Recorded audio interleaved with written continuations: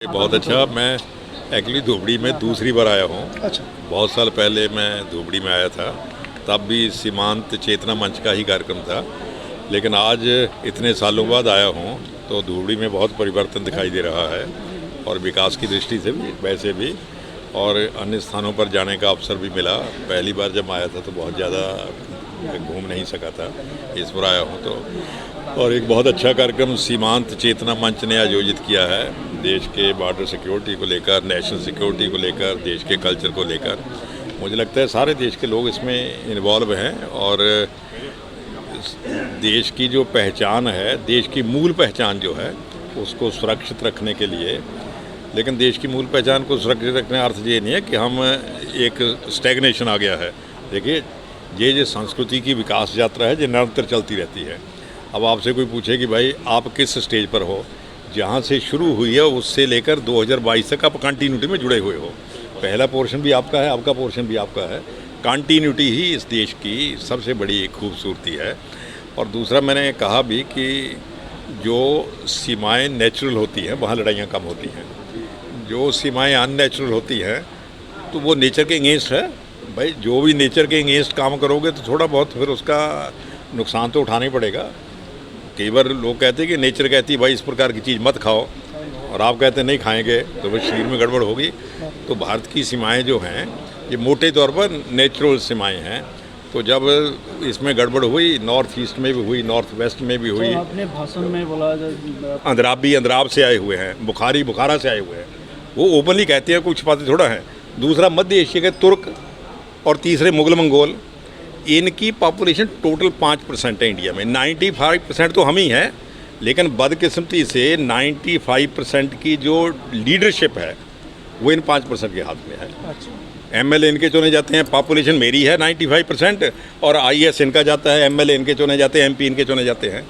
तो इसलिए जब तक इंडियन, देखिए, मैं जब इंडियन मुसलमान की बात करता हूँ, आपने मुगल की बात की इसलिए मैं ध्यान में ला रहा हूँ। मान लीजिए मैं मुसलमान हो गया, मेरा भाई मुसलमान हो गया है, उसका अर्थ ये थोड़ा कि मेरा फादर भी बदल गया है या मेरा दादा भी बदल गया है।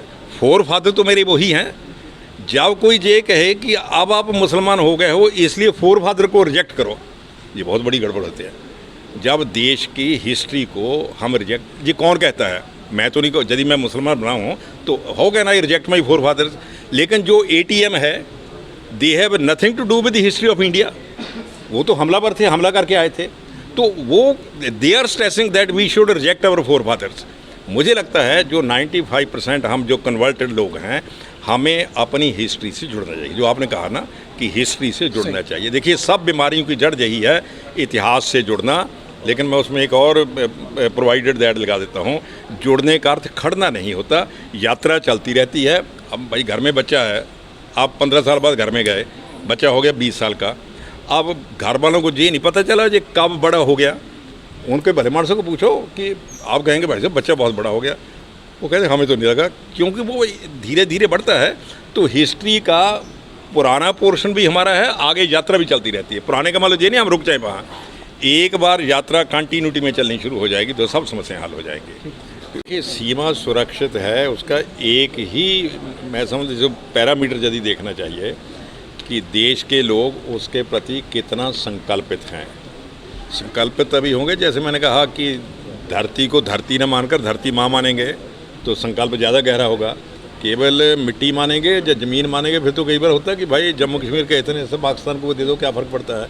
इतने बड़ा देश है तो 2 जिले दे भी दिए, क्या फ़र्क पड़ता है? यदि आप देश को ये सब उसको अपना अंग मानते हो तो शरीर का कोई अंग काट कर थोड़ा दे सकते हो।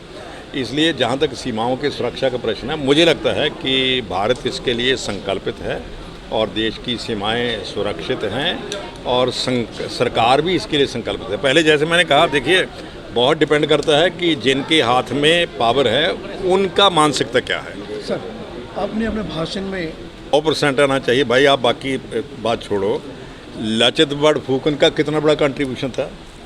लचित बड़फुकन को तो जहाँ असम में सब जानते कि नहीं जानते। उसने कहा देश बड़ा है, मामा बड़ा नहीं है। उसने मामा को काट दिया था ना कि देश बड़ा है। आज लचित बड़फुकन को हिंदुस्तान में कितने लोग जानते हैं? एक पूरा साजिश रची गई है कि पूरे हिंदुस्तान की हिस्ट्री हिंदुस्तान के लोग ना जाने। आप मणिपुर में चले जाइए, जादू नाम का नाम आप सभी ने सुना होगा। भगत सिंह को 23 साल की उम्र में फांसी दी गई थी और लगभग 23-24 साल की उम्र में जादू नांग को फांसी दी गई थी ब्रिटिश गवर्नमेंट के खिलाफ लड़ने के कारण, और उसको पब्लिक व्यू में एक वृक्ष पर टांग कर फांसी दी गई। वो आज कितने लोग नाम जानते हैं। सबसे बड़ी बात क्या है कि इतिहास का जो इंटीग्रल स्वरूप होना चाहिए, सारे देश का इतिहास जो है वो उस प्रकार से लिखना पड़ना चाहिए। तो जो आपने कहा ना इतिहास छुपाया गया है, कई बार इतिहास इसलिए भी छुपाया जाता है कि कुछ प्रसंग से आपको बहुत प्रेरणा मिलती है। सिर्फ सब छुपाया गया या झूठा इतिहास भी हम लोगों को पढ़ाया गया, क्योंकि मुगल के बारे में जो हम लोग पढ़े हैं। देखिए, एक बात मुगल की आपने बात कही है, इस देश में जो मुसलमान हैं वो 95% मुसलमान हम में से ही कन्वर्टेड है। मेरा भाई कन्वर्ट हो गया, मैं नहीं हुआ। कोई 200 साल पहले, कोई 400 साल पहले, कोई 500 साल पहले। 5% लोग ऐसे हैं जो इस देश में बाहर से आए थे। मैं उसको ATM कहता हूँ। ATM लोग जल्दी समझ जाते हैं।